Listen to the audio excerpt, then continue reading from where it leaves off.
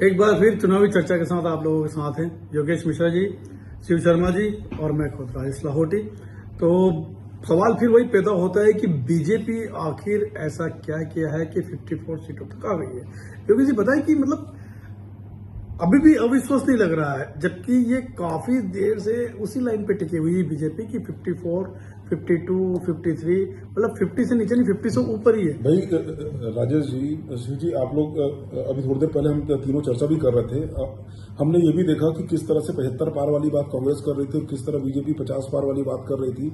मगर ये जो जितने दावे होते जा रहे थे, जैसे ही काउंटिंग शुरू होती है ना, तो उस समय समझ में आ जाता है कि कहाँ क्या वस्तु स्थिति एक्चुअली है, और वही दिखती चली जा रही है। कुछ चौंकाने वाले रिजल्ट्स जरूर दिख रहे हैं। बड़े बड़े कद्दावर नेता किसी तरह से जो दावे करते बैठे थे कि हमारी सीट हम हारेंगे नहीं, वो भी हारते दिख रहे हैं या पीछे दिख रहे हैं अभी। लेकिन सबसे बड़ी बात यह है कि बीजेपी ने जो बढ़त बनाई वो बहुत ज्यादा चौंकाने वाला है उनके लिए, जो ये मानकर चल रहे थे कि बीजेपी किसी भी हाल में इस बार नहीं आ रही है या कांग्रेस इस बार फिर से सेकंड स्ट्रीक लेगी। तो शिव जी, अगर आप इसमें कुछ बोलना चाहते हैं। मतलब आपने जो बातचीत का दायरा, मैं खुद की जो ओपिनियन है उसका दायरा बिल्कुल छोटा करते हुए बताता हूं। मेरी लगातार बीजेपी और कांग्रेस के नेताओं से बात हुई और मैं केवल रायपुर जिले और रायपुर शहर की सीटों की बात कर रहा हूं। कल भी मेरी एक बीजेपी नेता से बात हो रही थी, तो उन्होंने कहा, मैंने उनसे एक ही सवाल किया, बोले रायपुर में आप क्या दे रहे हो? तो एक का ये कहना था कि दो मतलब 2 सीटें कांग्रेस की, 2 बीजेपी की। जी, मैंने कांग्रेस की कौन सी पक्की सीट है, तो उनने खुद कहा ग्रामीण। बीजेपी की कौन सी पक्की है, तो उनने कहा एक तो साउथ दक्षिण वाली राजमोहन जी वाली जी, और दूसरी वो बोल रहे थे पश्चिम। अच्छा, उत्तर भी उन्हें डाउटफुल लग रही थी। ठीक है, दूसरे नेता से बात हुई तो उनने कहा 3-1।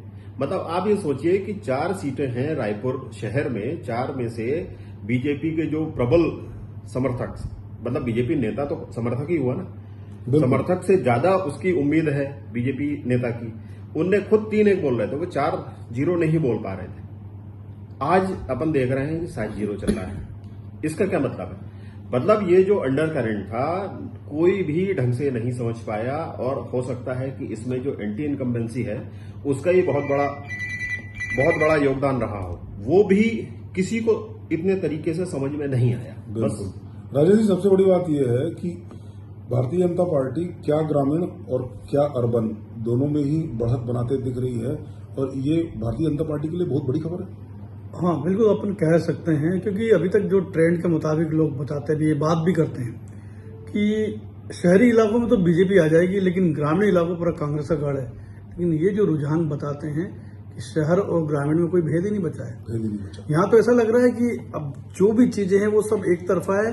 यहाँ मायने रख रहा है कि लोग एंटी इनकम्बेंसी जो चीज थी जी, जो एक उस समय सामने आया था, वो हर तरफ उतनी हावी रही जितनी कि हम शहरी इलाकों की बात करें, ग्रामीण में भी वो उतनी हावी रही। नतीजे के रूप में हमारे सामने रुझान है कि बीजेपी काफी आगे। और अगर कैटेगरीज पर इसको थोड़ा सा एलोंगेट करते हैं शिव शर्मा जी, मैं ये कह रहा हूं, अगर कैटेगरीज की बात करें हम कि 51 सीट यहाँ पर छत्तीसगढ़ में 90 सीटों में से जनरल कैटेगरी के लिए है, और 29 सीट अगर एससी के लिए है, एसटी के लिए है, और 10 सीट अगर एससी के लिए है, तो 29 और 10 ये 39 सीट बहुत ज्यादा क्रूशल फैक्टर बनते जा रहे हैं। खासकर 29 सीट आदिवासी सीट जो हैं सरगुजा और बस्तर संभाग के। राजेश लाहौटी और शिव शर्मा, आप बताएं कि कितनी बड़ी बात हो जाती है कि आदिवासियों का भरोसा वापस जीतना भारतीय जनता पार्टी के लिए। बारी बारी से आप लोग बताएं। एक बात तो मैं दूसरी जोड़ना चाहूंगा।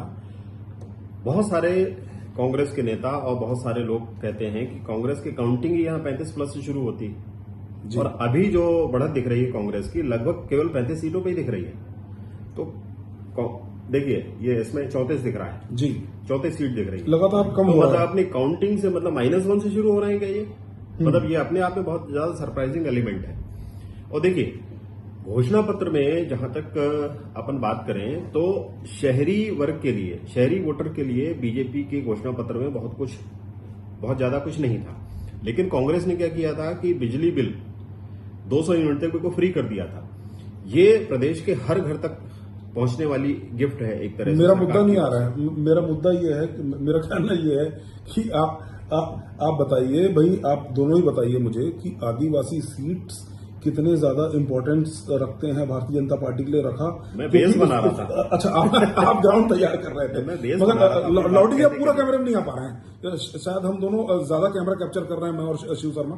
तो मुझे आप ये बताइए, ज्यादा स्पेस की नहीं जरूरत नहीं ऐसा नहीं है, दरअसल मेरे भी कैमरे से बाहर जाने के तो आप दोनों ये बताइए कि आदिवासी सीटों को बीजेपी ने कितना बढ़िया तरीके से साध लिया कि सरगुजा और बस्तर दोनों क्षेत्रों से वो इतनी बढ़त बना लिया, और इस प्रकार से वो कांग्रेस से बहुत बड़ा फासला बनाते चले जा रहा है। छत्तीसगढ़ के चुनाव में एक कहावत है जी। और ये शुरू से होती रही कि जिस तरफ बस्तर गया उसकी सरकार बनी, और इस बार भी वही होता हुआ दिख रहा है जी। कि बस्तर की 11 में से 8 सीटें बीजेपी के पक्ष में जा रही है और 3 सीटें कांग्रेस के पक्ष में जा रही है। तो इससे एक बार फिर जाहिर हो रहा है कि जो आदिवासी वोटर्स हैं, जो उस तरफ के वोटर्स जो आपने 39 सीट्स के काउंट किए हैं खासकर, तो उसमें से मैक्सिमम सीटें उसी तरफ पाई जाती है, बाकी सरगुजा में। राइट। तो 9 सीटें जो है उधर बीजेपी के पक्ष में जा रही है, तो जाहिर है बीजेपी की सरकार बन रही है।